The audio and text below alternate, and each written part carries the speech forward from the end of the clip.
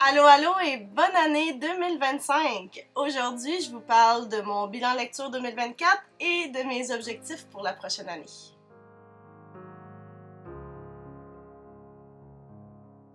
Bonjour tout le monde, j'espère que vous allez bien. Ça me fait plaisir de vous retrouver pour cette toute première vidéo de 2025. J'espère que vous avez passé de belles fêtes, de belles réjouissances, un beau réveillon du jour de l'an et que cette année sera bonne pour vous. De la santé, c'est le principal, mais aussi de beaux moments du bonheur et de bonnes lectures, hein, pourquoi pas. Donc aujourd'hui, comme je l'ai dit, je veux vous parler de comment s'est passée mon année 2024 et ce que je prévois pour 2025. Il va y avoir 4 parties à cette vidéo, donc premièrement, on va regarder mes statistiques de lecture pour 2024. Ensuite, je veux faire le point un peu sur les séries. Donc les séries terminées, abandonnées, en cours, ce sera pas très long, mais quand même un petit point là-dessus. Ensuite de ça, je vais vous parler de mes objectifs pour 2025 et je vais vous présenter ma pile à lire ultime 2025, 12 livres que je veux absolument lire cette année. Avant de commencer, comme d'habitude, toutes les informations sur les livres, les chaînes mentionnées, etc. se retrouvent dans la barre d'infos juste en bas. N'hésitez pas à vous abonner à ma chaîne ou à faire un petit like si vous aimez ce que je vous propose. Et on se lance dès maintenant. Vous allez me pardonner, j'ai mon ordinateur évidemment devant moi comme toujours, mais je vais y faire référence après moi pas mal parce que, ben c'est ça, c'est beaucoup de chiffres. Donc cette année, premièrement, chiffre très impressionnant pour moi, j'ai lu 72 livres. J'avais un objectif de 50 et je l'ai dépassé de pas mal. 72 livres, c'est 7 livres de plus que l'an dernier. C'est autant de livres qu'en 2020, année de pandémie où on ne peut pas sortir de chez nous. Donc 72 livres dans une année régulière là, où j'ai une vie, j'ai un travail, j'ai des sorties, j'ai des amis. Je suis très satisfaite. Là-dedans, en plus, il y a eu 7 abandons, donc des livres que j'ai commencé, que j'ai pas terminé. Il y en a que j'ai commencé puis j'ai abandonné après quelques pages. Je vais d'ailleurs publier une vidéo sur ces livres-là la semaine prochaine. Mais il y en a que je me suis rendue loin. Il y en a que je me suis rendue aux 2/3 avant de dire bon, ça suffit ou presque à la moitié. Donc, quand même. Ça me donne une moyenne de 6 livres lus par mois. Et mes meilleurs mois ont été les mois de juin et de mai. Donc en juin, j'ai lu 9 livres et en mai, j'en ai lu 8. Puis il y a février là, qui fait baisser ma moyenne avec un seul livre lu. Au total, j'ai lu 27 543 pages et ça n'inclut pas les premiers chapitres des 10 livres que j'ai lus dans une vidéo précédente là, pour faire un peu de ménage sur ma palle. Donc en réalité, c'est un petit peu plus, mais je ne les ai pas comptés. Et ça me donne une moyenne de 70 pages par jour. Mes meilleurs mois au niveau du nombre de pages ont été les mois de juin, janvier et mai. Donc janvier, c'est pas un mois où j'ai lu le plus de livres, mais c'était des livres plus longs. Je suis fidèle à moi-même au niveau des genres puisque j'ai lu de la fantasy majoritairement, donc ça représente plus du tiers de mes lectures, 36%. Et en deuxième, on a la lecture de contemporain, littérature générale qui vient avec 21%. Et ensuite, j'ai un peu de tout, mais il faut dire que j'ai un petit peu plus de policier thriller avec 13% que des autres, mais tu sais, j'ai quand même eu un peu de romance, un peu de tout dans le fond. Au niveau des genres des autoristes, je me maintiens avec 74% d'autrices lues. Je lis beaucoup plus de femmes que d'hommes. Je peux pas en être fâchée honnêtement. Et la très grande majorité des livres que j'ai lus proviennent soit des États-Unis ou du Québec, un peu du Canada aussi et quelques-uns de l'Europe. Mais clairement, je me tiens dans cette taille-là. Je vous en reparle tout à l'heure. La très grande majorité de livres que je lis sont des livres pour adultes. 17% cette année était du Young Adult ou New Adult et 3% du jeunesse. Et au niveau des formats, j'ai été surprise en fait en regardant mes statistiques finales parce que je lis en audio plus qu'en toute autre chose. Donc 38% des livres lus sont en audio, 34% en papier, 28% sur ma liseuse. Donc, tu sais, on est proche du tiers, mais quand même, ça me démontre que l'audio prend de plus en plus de place dans ma vie de lectrice et ça non plus, je peux pas être fâchée. Au niveau des notes maintenant, alors je suis très heureuse de vous dire que la moyenne de mes notes attribuées pour mes livres cette année est de 3,84. Ça fait tellement du bien, ça fait tellement du bien. L'an dernier, c'était 3,5, donc on remarque une nette amélioration. C'est ma meilleure année depuis longtemps. Je suis vraiment satisfaite. Au niveau des mois, donc les meilleurs mois en termes de notes, ça a été février, mars et juillet. En février, j'ai lu un seul livre, mais c'était un 4,5 étoiles. En mars, j'ai lu 6 livres pour une moyenne de 4 étoiles. Et en juillet, la même chose, 6 livres pour une moyenne de 4 étoiles. Et quand on regarde globalement là, mes pourcentages de notes, j'ai eu 13% de 5 étoiles, ça équivaut à 8 livres, 13% de 4,5 étoiles et 30% de 4 étoiles, mais quand on met tout ça ensemble, on arrive à 56%, donc plus de la moitié de mes livres étaient des 4 étoiles et plus. Wow! Pour vrai, là, je suis contente, je suis vraiment... Je pense que j'ai bien choisi mes lectures cette année, j'ai mieux choisi mes lectures cette année, j'ai abandonné les livres qui me plaisaient pas et ça fonctionne. Ça marche. Je suis extrêmement contente.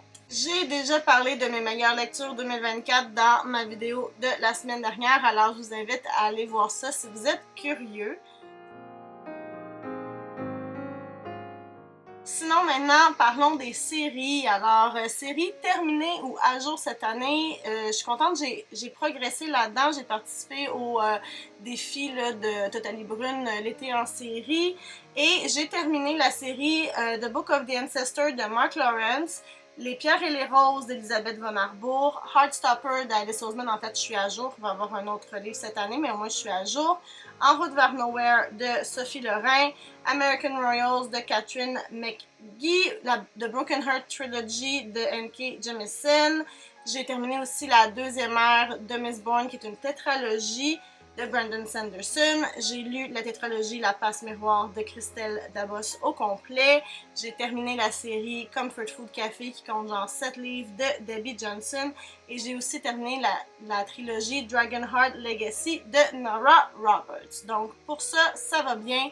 J'ai terminé des séries. Il y a aussi des séries que j'ai continuées, dont Wayward Children de Shannon Maguire, Les Sœurs Grimier, qui est écrit par Giovanni Di Gregorio et dessiné par Alessandro Barbucci, et la série Armand Gamache de Louise Penny. Par contre, j'ai aussi commencé de nouvelles séries que je poursuis. Ils sont pas vraiment... tu sais, j'y vais allègrement dans ces séries-là, donc pour moi, ça convient. Il s'agit de la série Veronica Speedwell de Diana Raybourn, de la série Finley Donovan de Elle Cosimano, des archives de Rochard de Brandon Sanderson, dont je vous ai pas encore parlé, mais je suis en train de lire le premier, La Voix des Rois, et j'adore ça! Spoiler alert, j'adore ça! La série Hawthorne and Horowitz de Anthony Horowitz et la série Devabad de Essa Chakraborty. Celle-là, je vous avoue, je suis pas certaine si je vais la continuer. Dites-moi dans les commentaires si ça vaut la peine. J'ai aussi abandonné 3 séries pendant 2024. J'ai abandonné Les Chroniques de San Francisco d'Armistead Maupin, malheureusement. J'ai aussi abandonné la série Enchanted Ink de Shauna Swenson et la série Winter Night de Catherine Arden parce que finalement, moi, là, L'Ours et le Rossignol, lancez-moi pas de cailloux, mais j'ai pas tant aimé ça. Maintenant, parlons de mes objectifs 2025. Alors, je me suis fixé comme objectif de lire 50 livres cette année. Même si j'en ai lu plus en 2024, j'ai pas envie de mettre un objectif en nombre plus grand que l'an dernier parce que pour moi, c'est plus important de faire des lectures de qualité que d'en faire beaucoup. Puis j'ai pas envie de me mettre de pression. Pour moi, environ un livre par semaine, c'est faisable, c'est réaliste, donc c'est ce que je vise en fait cette année. Je vais aussi continuer d'abandonner aussi souvent que nécessaire, allègrement, parce que franchement, c'est une stratégie qui a marché en 2024. Et je vous la conseille si vous ne le faites pas encore parce que c'est magique, c'est magique! Je veux également poursuivre les séries que j'ai de commencer, donc comme je vous disais, là, les archives de Rochard, mais toutes celles là, qui sont en cours, j'ai envie de les poursuivre ou de les finir. Je veux continuer de faire le ménage dans ma liste Want to Read là, sur Goodreads qui compte plus de 400 livres. J'ai fait une vidéo récemment, j'en parlais tout à l'heure, où je lisais les premiers chapitres de 10 livres, puis je décidais si je les gardais ou non sur ma liste. Donc je veux continuer de faire ça pour libérer un peu là, cette liste interminable. Je veux rester dans la fantasy parce que clairement c'est mon genre de prédilection et ça me rend follement heureuse quand je tombe sur des bons livres de fantasy. Et je veux aussi garder l'équilibre audio, papier, liseuse que j'ai trouvé cette année. Ça me convient vraiment d'avoir... souvent, j'ai une lecture sur chaque format en cours. Donc, j'écoute quelque chose dans la voiture ou quand je fais la vaisselle. Puis après ça, j'ai mon livre papier pour quand je suis à la maison. Puis ma liseuse quand je suis à l'extérieur de la maison. Et pour moi, c'est vraiment un bel équilibre. Et mon dernier objectif, il est en lien avec mon graphique de tout à l'heure qui montrait que mes lectures sont vraiment très blanches et occidentales. Alors cette année, je me suis donné comme objectif de lire des auteurs de d'autres pays, des auteurs que je n'ai jamais lus, qui viennent un peu partout, là, que ce soit en Afrique, en Asie, au Moyen-Orient, etc. Donc des endroits d'où je lis peu, là, on va être très honnête. J'ai d'ailleurs déjà demandé des recommandations à ma copine Karine de mon coin lecture, puisqu'elle a vraiment des lectures très diversifiées, mais je suis ouverte aux vôtres. Par contre, pour moi, c'est important de ne pas lire un auteur d'un autre pays juste pour cocher une case. Je veux que ça soit vraiment un livre qui vient me chercher, qui est dans ma talle, qui est dans les sujets qui m'interpellent. Donc, je veux pas lire n'importe quoi, là. Je veux lire des trucs que je vais aimer, mais d'ailleurs. Donc, si vous avez des suggestions, je suis preneuse, venez me dire ça.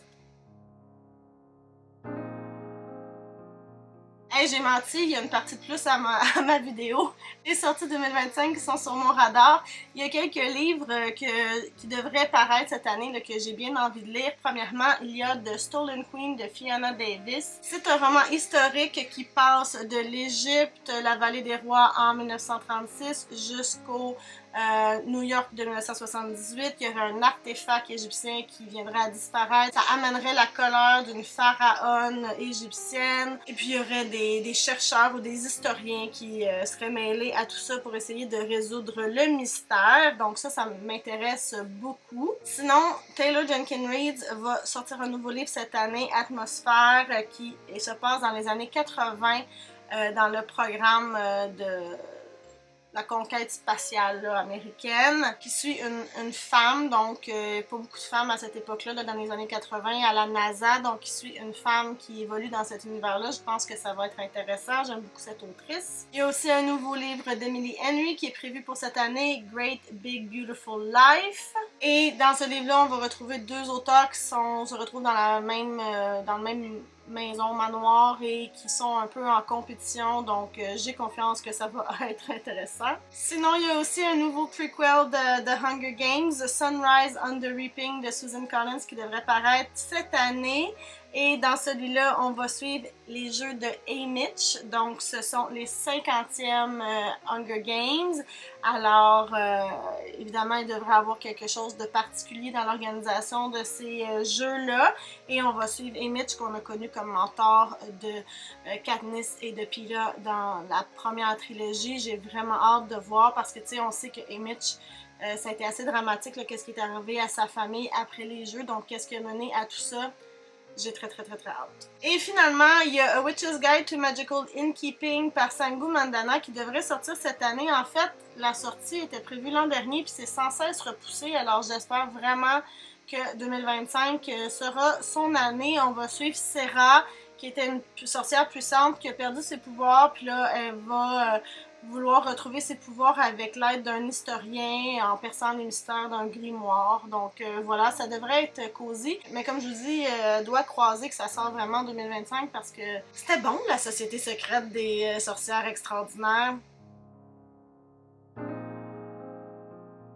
Et maintenant, je vous présente ma pile à lire ultime pour 2025. Donc, on y compte 12 livres. Il y en a qui étaient déjà, je vous l'avais pas présenté, là, mais en fait, j'avais fait une pile comme ça pour moi-même dans mon bullet journal l'an dernier. Donc, il y a des livres qui étaient déjà sur ma liste que j'ai pas lus en 2024. Donc, je veux les lire cette année. Ils ont été migrés, on va dire. J'irai pas dans le détail des synopsis, je les nomme juste comme ça rapidement. Alors, premièrement, il y a Tant que le café est encore chaud de Toshikazu Kawaguchi, qui est une histoire un peu de voyage dans le temps, ça m'interpelle. Seconde fondation d'Isaac Asimov, qui est la suite des 2 premiers tomes, que j'ai beaucoup aimé en 2023, mais que j'ai pas poursuivi l'an dernier, je pense.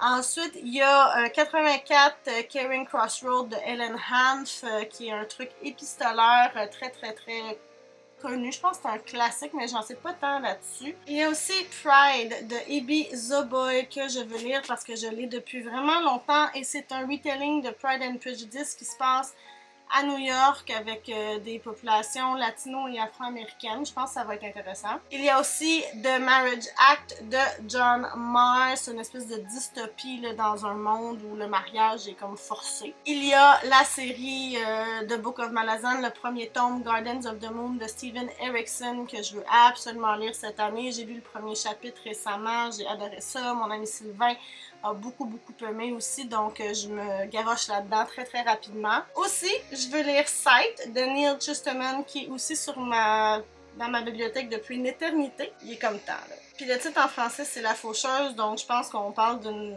civilisation, une société où il y a des gens qui doivent aller tuer les autres là, pour garder un certain équilibre.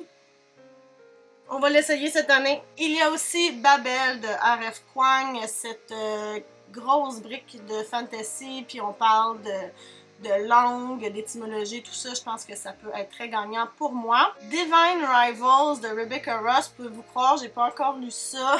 Cette année, on le fait. On le fait? On le fait! Il y a aussi Tout le bleu du ciel de Melissa d'Acosta que je mets sur mes piles à lire depuis vraiment trop longtemps. C'est gênant.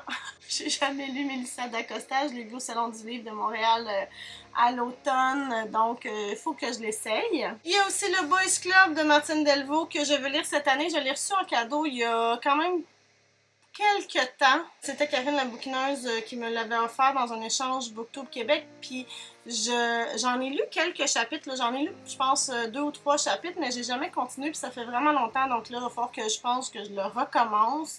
Et je veux le lire au complet cette année. Et finalement, Booker disait pour une raison X ou Y que j'ai reçu aussi en cadeau, ça fait un petit bout, je pense que ça doit faire l'année de sa parution, c'est paru quand ça?